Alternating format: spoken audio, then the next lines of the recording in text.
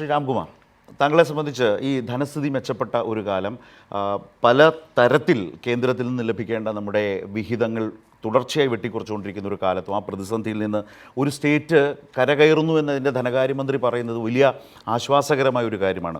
പ്രത്യേകിച്ച് നമ്മളുടെ നികുതിയേതര വരുമാന മാർഗ്ഗങ്ങൾ അത് മികച്ച നിലയിൽ പെർഫോം ചെയ്തു എന്ന് പറയും. അത് തന്നെ അല്പം മുമ്പ് പറഞ്ഞൊരു കാര്യമുണ്ട്, ഇത് രാഷ്ട്രീയ പൊളിറ്റിക്കൽ സ്റ്റേറ്റ്മെൻറ്റ്സ് അല്ല, ഇത് കണക്കുകളാണ്.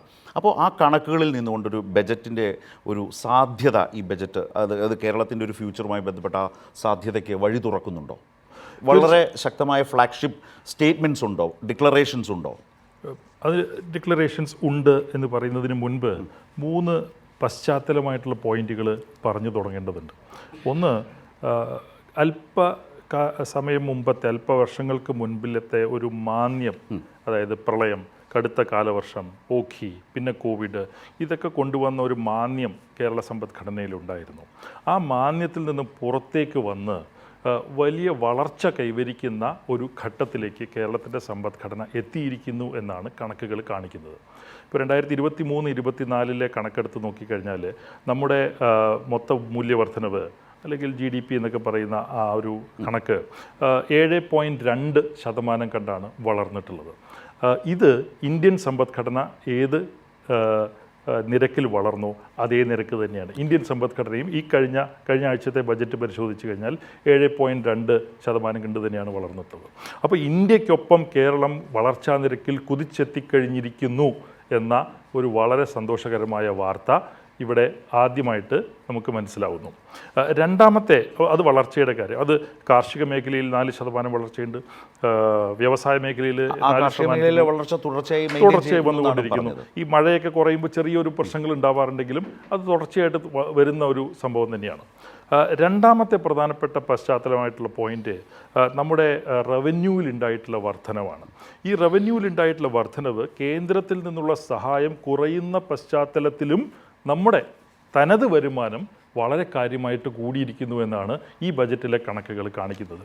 ഇപ്പോൾ ഈ കഴിഞ്ഞ 2021-22 1,17,000 കോടി രൂപയായിരുന്നു നമ്മുടെ മൊത്തം വരുമാനം. അത് ഈ നടപ്പ് വർഷം, ഇപ്പോൾ നടന്നുകൊണ്ടിരിക്കുന്ന വർഷത്തിൽ തന്നെ അത് 1,32,000 കോടി ആവുകയും അടുത്ത വർഷം അത് 1,52,000 കോടി ആവുകയും ചെയ്യുമെന്നാണ് ബജറ്റിൽ കാണിക്കുന്നത്. അപ്പോൾ ഒരു വർഷം ഏകദേശം 20,000 കോടിയുടെ വർധനവ് നമ്മുടെ റവന്യൂവിൽ ഉണ്ടായിട്ടുണ്ട്. ഇതെവിടെ നിന്നാണ് വരുന്നത്? നമ്മുടെ തനത് നികുതി വരുമാനത്തിൽ നിന്നും നികുതിയേതര വരുമാനത്തിൽ നിന്നുമാണ് വരുന്നത്. ഇതിൽ ഏകദേശം 10,000 കോടി രൂപയോളം ഓരോ വർഷവും, അടുത്ത വർഷം ഇപ്പോൾ നോക്കിക്കഴിഞ്ഞാൽ ഏകദേശം 10,000 കോടി രൂപ നമ്മുടെ തനത് നികുതി വരുമാനം കൂടുന്നുണ്ട്. അപ്പോൾ നമുക്ക് വളരെ നല്ല പെർഫോമൻസ് നമ്മുടെ GSTക്ക് പുറത്തൊരു സ്റ്റേറ്റിനെ സംബന്ധിച്ച് വലിയ റെസ്ട്രിക്ഷൻസ് ഈ നികുതിയുടെ കാര്യത്തിൽ ഉണ്ടെന്ന് പറയുമ്പോൾ തന്നെ സ്റ്റേറ്റിന് ആ നിലയിൽ പെർഫോം ചെയ്യാൻ കഴിയുന്നതോ? ഇത് പറഞ്ഞു പോകേണ്ട ഒരു സംഗതി, ഇപ്പോൾ IGST എന്ന് പറയുന്നത് വളരെ ദുർബലമായിട്ടുള്ളൊരു മേഖലയായിട്ട് ഇപ്പോഴും നിൽക്കുക. കാരണം കേരളത്തിൻ്റെ കൺസംഷൻ്റെ ഏകദേശം 50% കേരളത്തിന് പുറത്തു നിന്നും പലപ്പോഴും ഇന്ത്യക്ക് പുറത്തു നിന്നും തന്നെയാണ് വരുന്നത്. ഇത് അന്തർ സംസ്ഥാന നികുതിയാകുമ്പോൾ ചെക്ക് പോസ്റ്റുകളില്ലാത്ത E-way ബില്ലുകൾ പൂർണ്ണമായിട്ട് നടപ്പിൽ വരുത്താത്ത ഒരു സാഹചര്യത്തിൽ അത് കേന്ദ്ര സർക്കാരിൻ്റെ പ്രശ്നമാണ്. ആ സാഹചര്യത്തിൽ ആ റവന്യൂ നമുക്ക് കുറേയൊക്കെ നഷ്ടമായിക്കൊണ്ടിരിക്കുകയാണ്.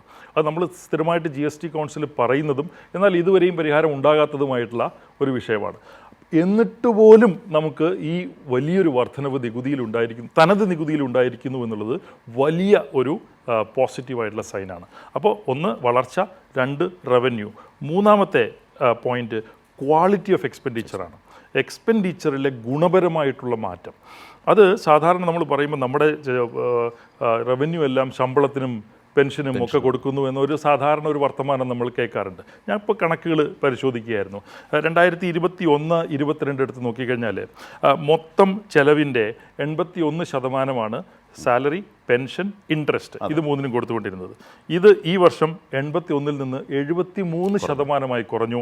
അടുത്ത വർഷം പിന്നീടും കുറഞ്ഞ് 69%. അപ്പോൾ ഏകദേശം 4-5 വർഷത്തിൽ 81% നിന്ന് ഏകദേശം 66-65% അടുത്ത വർഷം കൂടി ഒരു വർഷം കൂടി കഴിയുമ്പോൾ നമ്മൾ വരും.